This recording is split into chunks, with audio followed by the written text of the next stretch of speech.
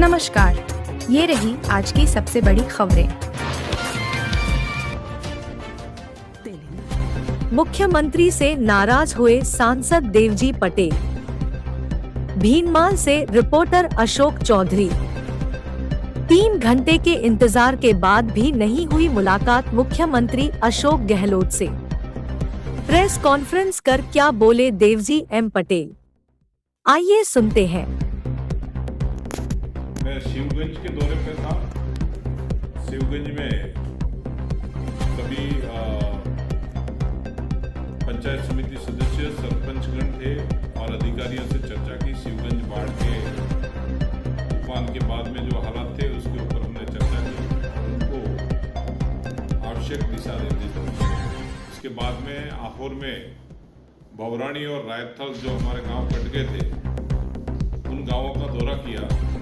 उसके दौरान एनडीआरएफ की टीम और एसडीएम के साथ में विस्तृत चर्चा की। भवरानी गांव जो पूरी तरह से कटा हुआ था, सारे रेस्क्यू हो गए थे लेकिन उस गांव में प्रवेश नहीं कर पा रहे थे। रायथल के बारे में हमने जानकारी ली और रायथल में वहाँ के ग्रामवासी ने कहा कि आप जेसीबी पे आ सकते हो।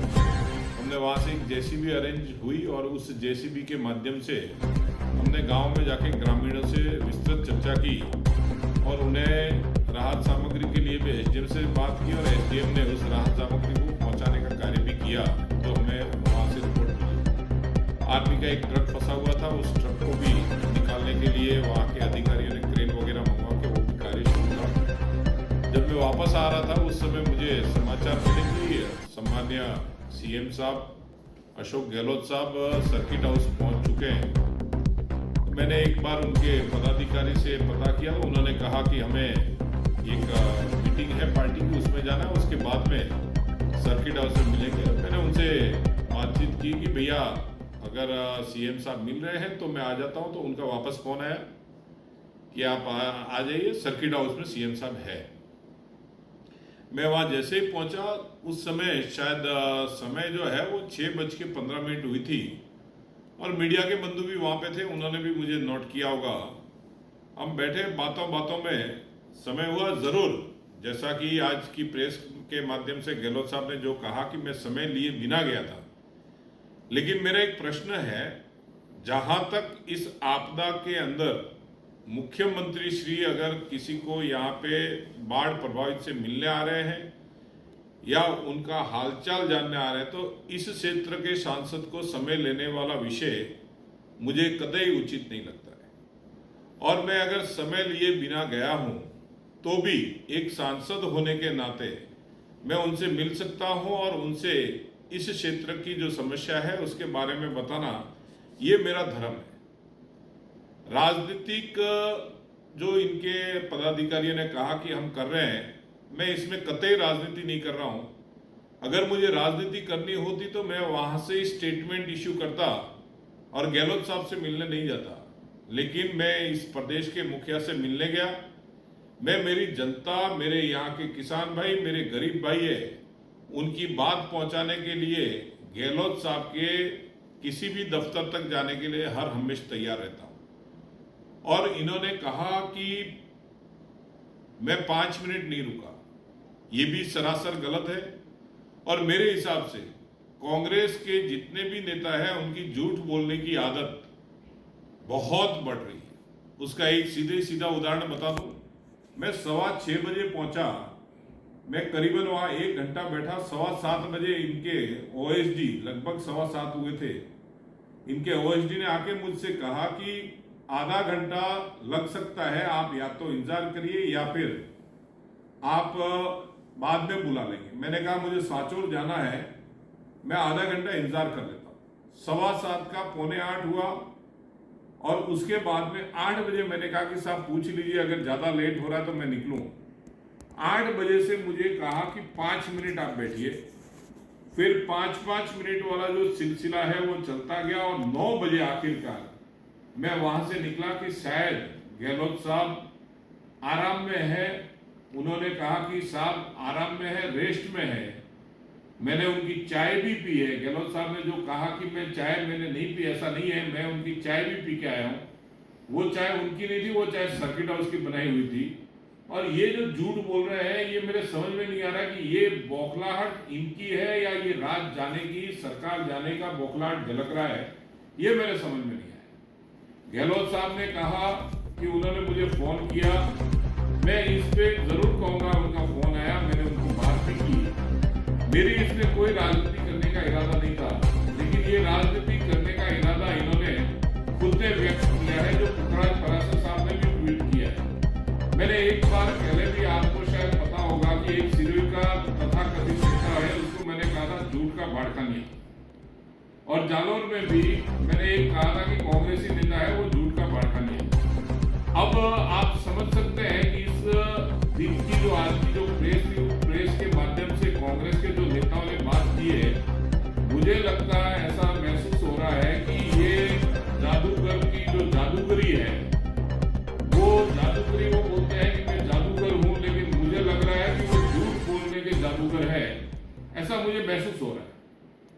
आपने देखा होगा, हमारा इंटेंशन यही था कि जो सड़कें टूटी है, उन सड़कों को नीचे अगर मिट्टी डाल देंगे तो वो सड़कें ज्यादा नहीं टूटेगी, क्योंकि जब तक हम डामरीकरण नहीं करेंगे तब तक वो सड़कें एकदम से क्षतिग्रस्त हो जाएगी, तो उसको हम बचा सकते हैं। मेरा उनसे यही सुझाव था कि आज की तारीख में जहां बिजली नहीं पहुंची है, वहां पे हम बिजली तुरंत प्रभाव से पहुंचाए, ताकि लोगों में कुछ पैनिक कम हो, लोगों के रोजमर्रा के काम जो है वो काम शुरू हो जाए।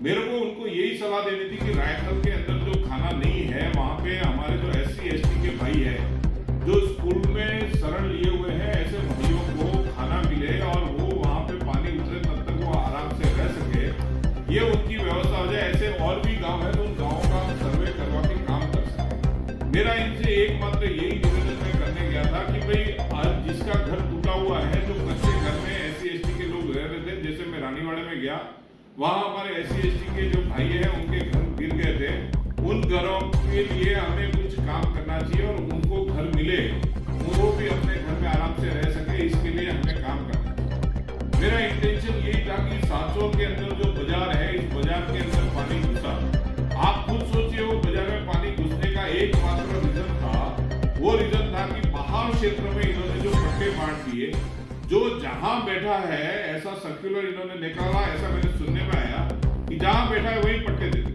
अगर ऐसे जो पट्टे दिए हैं, उन पट्टों के माध्यम से पानी का बहाव अलग अलग भागों में बढ़ गया, और जिसके कारण से साचौर शहर पूरी तरह से नष्ट हो गया, व्यापारियों के करोड़ों रुपए के नुकसान हो गया।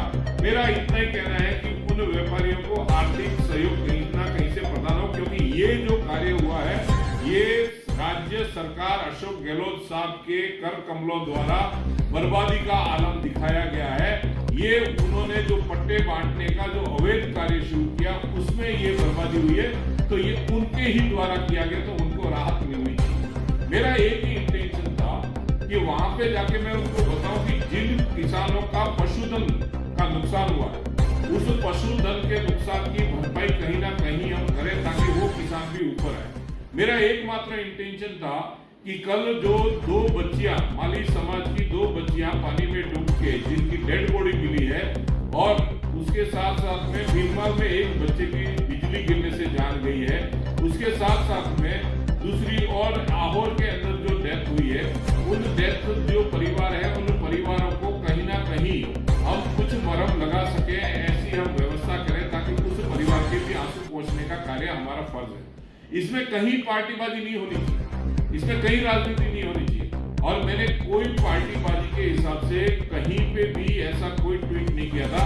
मैंने यही ट्वीट किया था कि ये इनका दोहरा चरित्र दिख रहा है, और आप खुद सोचिए, मैंने इतना मेरा प्रश्न लिखने के कारण ये इतने बोला गए कि इनका दोहरा चरित्र आज उजागर हो गया। गहलोत साहब, मेरा एक प्रश्न आपसे जरूर है, अगर आपको यहाँ आना ही था, अगर आपको यहाँ बाढ़ प्रभावित इलाके के अंदर सर्वे करना था, अगर आप बाढ़ प्रभावित लोगों से मिलना चाहते थे, तो मेरा आपसे एक प्रश्न है कि मैंने एक ट्वीट किया, उसमें आप तिलमिला क्यों? आपको क्यों ऐसा लग रहा है कि मैं इसमें राजनीति कर रहा हूं? आपको क्यों ऐसा लग रहा है कि नहीं, हम सब मिलके इस बाढ़ प्रभावित इलाके के अंदर, जो जालौर सिरोही के अंदर अतिवृष्टि हुई है, जो जालौर सिरोही के अंदर लोगों को नुकसान हुआ है, उनको राहत नहीं पहुंचा सकते? ये ऐसा विषय है जिसको सोचना और जिसके लिए हृदय चाहिए, और मुझे ऐसा महसूस हो रहा है कि कांग्रेस के अंदर वो हृदय नहीं है, कांग्रेस के अंदर भावना नहीं है, कांग्रेस के अंदर कोई ऐसा काम नहीं है, कोई ऐसे संस्कार, कोई ऐसी संस्कृति नाम की चीज शायद नहीं बची है जिसके माध्यम से लोगों का भला सोच सके, क्योंकि कांग्रेस हमेशा तुष्टीकरण की राजनीति करती है। कांग्रेस हमेशा, आपने देखा होगा, एक दूसरे को लड़ाने की राजनीति करना, कांग्रेस के अंदर खुद के स्वार्थ को हित साधने की राजनीति करना, यही काम इनका रहा है। इसीलिए शायद गहलोत साहब ने और इनके नेताओं ने आज जो प्रेस कॉन्फ्रेंस के अंदर स्टेटमेंट दिए, उन स्टेटमेंटों में यही झलक के आया है। सर, अशोक गहलोत ने एक बयान दिया कि राजस्थान में बीजेपी और आरएसएस दंगे करना चाहिए। आप खुद सोचिए कि मैंने अभी जैसे कहा कि कांग्रेस सरकार पहले से ही ऐसे कार्य करती आई है और कांग्रेस सरकार ना कभी जनता की हुई है और ना कभी हो सकती है। भारतीय जनता पार्टी में संस्कार, भारतीय जनता पार्टी की संस्कृति, उसके बारे में ये हमें ना ही पता है, क्योंकि भारतीय जनता पार्टी हर हमेश और आरएसएस के साथ में मिलकर सेवा, विकास और जो भी सर्वधर्म का कार्य है उन कार्यों के अंदर तवज्जो देती है और उसको ही लेके आगे बढ़ती है। आपने देखा होगा कहीं पे भी कोरोना हो या वहां पे कोई अतिवृष्टि हुई हो, भूकंप आया हो, आपने देखा होगा संघ के स्वयंसेवक within half an hour वहां पहुंच के लोगों को बचाव राहत कार्य में लग जाते हैं। आज अगर ट्रेन की आपदा जो आई थी उसके अंदर भी आपने देखा होगा वहां पे पहुंच गए थे। और इसके पहले भी कांग्रेस ने कई दफा आरएसएस पे हमले करने की कोशिश की, लेकिन वो निष्फल हुए। उसका एकमात्र रीजन है कि आरएसएस के जो अनुशासन, आरएसएस के जो संस्कार, आरएसएस की जो संस्कृति है, वो संस्कृति भारत माता की जय, वंदे मातरम वाली संस्कृति। वो आपने देखा होगा 3 बार आरएसएस को बैन करने की इन्होंने कोशिश की, लेकिन वो तीनों बार असफल हुए और आरएसएस निरंतर आगे बढ़ती गई। और भारतीय जनता पार्टी 2014 से आपने देखा होगा, आज 9 साल से आदरणीय प्रधानमंत्री नरेंद्र मोदी जी के नेतृत्व में यहाँ पे शासन चल रहा है और उस शासन के माध्यम से लोगों को यहाँ पे राहत मिल रही है और उस राहत के अंदर लोग यहाँ पे अपने आप को सुरक्षित महसूस कर रहे हैं।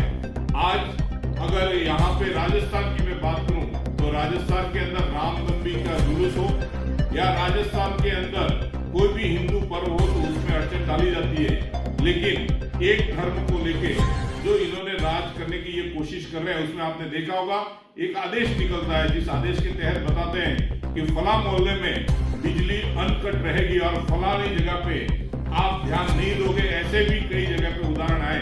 ये जो सारा कार्य है वो राजस्थान में राजस्थान की सरकार, अशोक गहलोत जी की सरकार कर रही है। मेरे हिसाब से ये जो दंगे भड़काना, करौली के दंगे हो या भीलवाड़ा के हो, जो भी कार्य है उन कार्यों के अंदर ज्यादा से ज्यादा अगर शय किसी की मिली है तो गहलोत सरकार की है। गहलोत सरकार जो आरोप लगा रही है वो अपना चरित्र उजागर कर रही है, क्योंकि वो झूठे आरोप लगा के जनता को गुमराह करने की कोशिश कर रही है। लेकिन अब की बार जनता ने मन बना लिया है कि गहलोत सरकार ने जो ये कार्य किए हैं उसकी सजा उनको जरूर मिले। सर, अगर एक सांसद को 2 घंटे इंतजार करना पड़े तो अगर बाढ़ पीड़ित उनसे कैसे मुलाकात करें? ये आप खुद सोचिए साहब। मैं यही कहना चाहता हूं कि अगर आप बाढ़ पीड़ित से मिलने आ रहे हो, बाढ़ पीड़ितों से मिलना है, तो आपको उन सबसे मिलने के लिए उन लोगों के बीच में जाना चाहिए। मैं मानता हूँ उनकी रेस्ट होगी, वो बीमार होंगे, कोई मैं उसके ऊपर कोई टिप्पणी नहीं करना चाहूंगा, लेकिन इतना जरूर कहना चाहूंगा, कम से कम मुझे ये बता देते कि नहीं आज साहब नहीं मिल पाएंगे, साहब बीमार है, मुझे कोई एतराज नहीं था। मुझे 5-5 मिनट कह के कहा और उसमें भी मैंने ट्वीट किया। लेकिन आज जो इन्होंने प्रेस कॉन्फ्रेंस में जो राजनीति की है, इतनी गंदी राजनीति, इतनी हल्की राजनीति कांग्रेस के नेता ही कर सकते हैं और कांग्रेस के पदाधिकारी ऐसे ट्वीट कर सकते हैं। मैं उन पदाधिकारियों से भी निवेदन करना चाहूंगा और आग्रह करना चाहूंगा कि ऐसी भी आप भक्ति मत दिखाइए कि जनता के बीच में जाना आपको शायद नागवार गुजर रहा हो, लेकिन जनता के बीच फिर आपको जाना ही मुश्किल हो जाएगा। ऐसा कार्य आपको नहीं करना। सर, बाढ़ में ऐसी कई स्थितियां जिनमें लोगों को हेल्प नहीं मिली। ऐसी कई जगह पे है। आपने यहाँ पे देखा होगा, आपने सांचौर में भी एक दिन ऐसी समस्या आई थी स्कूल के अंदर, मेरे पास में भी समाचार आए थे और उसके बाद में कुछ अलग अलग जगह की संस्था ने जाके उस विषय को संभाला था कि वहाँ पे खाने को सामान नहीं था। मैं जैसे ये आहोर का जो मैं चर्चा कर रहा हूँ, उस आहोर में भी वहाँ पे गांव के अंदर खाने का वो आज ही मैंने आपके सामने विषय रखा ऐसी कई आज भी गांव है, कई शहर है जिन शहरों के अंदर मिट्टी पड़ी है, जिन शहरों के अंदर इतनी सड़क उठ रही है कि कल उनके हेल्थ का भी इश्यू बनेगा। लेकिन गहलोत साहब उसकी जगह पे ऐसी ऊंची राजनीति में लगे हुए हैं, ये सरासर गलत है। सर नगर पालिका क्षेत्र में अभी भी हमने इसके बारे में नगर पालिका चेयरमैन से भी चर्चा की है और हम इनसे अपेक्षा रख सकते हैं अभी कि भाई ये जल्द ही इसको ठीक करवाएं। अब जो इनके पास में शासन है, संसाधन है, उसके माध्यम से ये क्या करते हैं देखते हैं। नगर पालिका क्षेत्र में बाढ़ से सारे विषय में इनसे चर्चा यही तो सब बैठ के कल करने वाले थे कि उनके ऊपर हमें कुछ ना कुछ ध्यान देना चाहिए। जो रास्ते अवरुद्ध है उन रास्तों को बनाना चाहिए और उन रास्तों के ऊपर आगे काम करना चाहिए। लेकिन मिलना ही नहीं चाहते हैं गहलोत साहब, और गहलोत साहब को ऐसा लग रहा है शायद यही होगा कि मैं मिलूंगा तो उनको कहीं ना कहीं बोखलाहट या कहीं ना कहीं मन में डर होगा, ऐसा कुछ महसूस हो रहा होगा। तो सर जिन मुद्दों को लेकर आप सीएम से मिलने गए थे, अब वो आपकी मुलाकात नहीं हो पाई, तो जो नुकसान और किसानों को जो फसलें बर्बाद हुई उसको लेकर आप किस प्रकार? उसके लिए हमने एक चिट्ठी भी सीएम साहब को लिखी हुई है कि उसका सर्वे करवाया जाना चाहिए और सर्वे करवा के जो हम राहत दे सके उसके बारे में कहीं ना कहीं एक सिस्टम बनाना चाहिए और उस सिस्टम के माध्यम से आगे हम कार्य करें। अब देखिए आगे वो क्या उस चिट्ठी का जवाब देते हैं या आगे क्या यहाँ पे लागू करते हैं, क्योंकि ये हमेशा कुछ ना कुछ बातें करके राजनीति के बहाने जो हमेशा से 4.5 साल से इन्होंने जो कार्य किया आपने भी देखा होगा। अभी जाते जाते ये कई शिविर है और उसके माध्यम से ये लोग बात करते हैं। अभी कल ही एक पत्र, कल या परसों के पेपर में आया था कि पशुधन का बीमे का सर्टिफिकेट दे दिया, लेकिन बाद में कहा कि ये तो अभी तक हमने किया ही नहीं है, हम बाद में करेंगे तब आपको फिर बोलेंगे। तो ऐसे जो धोखे वादे, खोखली घोषणाएं जो इन्होंने की है, ये शायद कहीं ना कहीं जनता को गुमराह करके वापस राज पाना चाहते हैं। लेकिन जनता समझ चुकी है जो जनता को पहले वादे किए थे वो वादे पूरे नहीं कर पाने के कारण आज गहलोत सरकार से जनता रुष्ट है और पूरी तरह से जनता भारतीय जनता पार्टी की सरकार बना के इस पार्टी को वापस राजस्थान सुशासन, राजस्थान विकास के पथ पे आगे बढ़े, ऐसी जनता की इच्छा है और वो जनता जरूर। सर मुख्यमंत्री जी खुद को गौ सेवक बताते हैं और इधर पथमेड़ा गौशाला की बात करें तो यहाँ करोड़ों रुपए का नुकसान भी हुआ, लेकिन उन्होंने कल सातौर के दौरे के दौरान पथमेड़ा का भी दौरा नहीं किया। मुख्यमंत्री जी यहाँ पे आए तो मैंने जैसे कि पूछा था कल कुछ लोगों से कि भाई कहाँ दौरा किया, तो उन्होंने कहा कि बाहर कहीं नहीं निकले थे और यहाँ से सिर्फ हवाई जहाज का मारवाड़ी में कहावत है कि हवाई जहाज ने ऐसा खाया, तो शायद वही करने आए होंगे। यहाँ तक आए और यहाँ से फिर बाद में आबू रोड का एक दौरा किया, वहां से जालोर गए, जालोर लैंडिंग किया, जालोर सर्किट हाउस से इनकी जो पार्टी के कार्यकर्ता थे उन कार्यकर्ता को संबोधित किया और कार्यकर्ता को संबोधित किया उसके अंदर भी सबसे बड़ा झूठ बोल के चले गए। मुख्यमंत्री जी ने कार्यकर्ता संबोधन में मुझे मेरे पास में समाचार आया कि ये कहा कि C-48 की जो फाटक है उसके ऊपर आरोपी हम बना रहे हैं। अब मुख्यमंत्री जी झूठ बोलना आप तो कम करिए, झूठ के मशीन आपने जालोर जिले में छोड़ रखे हैं। अगर आप भी ऐसा करोगे तो जो मैंने पहले कहा है कि ये जादूगरी, आप जादूगर किस चीज में खुद को बता रहे हो ये समझ में आया। हाँ अभी मैं ये मान सकता हूँ कि झूठ के जादूगर जरूर आप है, क्योंकि मेरे पास में ये नितिन गडकरी साहब का पत्र है जो जिसके अंदर C-48 जो फाटक है उस फाटक के लिए जो उन्होंने धन दिया और जो C-48 फाटक जो हमने शुरू की है उसके बारे में, और इसको हम मार्च 21 तक पूरा कर लेंगे, इसके ऊपर पूरा हमारे पास में पेपर है। लेकिन मुख्यमंत्री जी कौन सी बात कर रहे हैं ये हमारे समझ में नहीं आ रही, तो वो शायद यहाँ पे है। और आज भी मैंने सुना है कि और कहीं नहीं दौरा हुआ है, वो वापस यहाँ से निकल गए कि शायद उनका हेल्थ का कोई इश्यू, भगवान उनको शीघ्र जल्दी स्वस्थ करे और स्वस्थ होके वो वापस पुनः यहाँ पे आए और यहाँ पे रायथल, बवरानी और ऐसे जो हमारे गांव जो डूब में गए हुए हैं और पथमेड़ा गौशाला, केशवा गौशाला और क्षेत्र की जो भी नंदी गौशाला और दूसरी गौशाला है उन गौशालाओं में जो नुकसान हुआ उस गौशालाओं के अंदर भी जो भी राहत हम प्रदान कर सके ताकि गौ माता को जो बचाने का एक उत्कर्ष कार्य जो हो रहा है उस कार्य में हमारी भी आहुति हो और हम सब मिलकर उसको कार्य करें।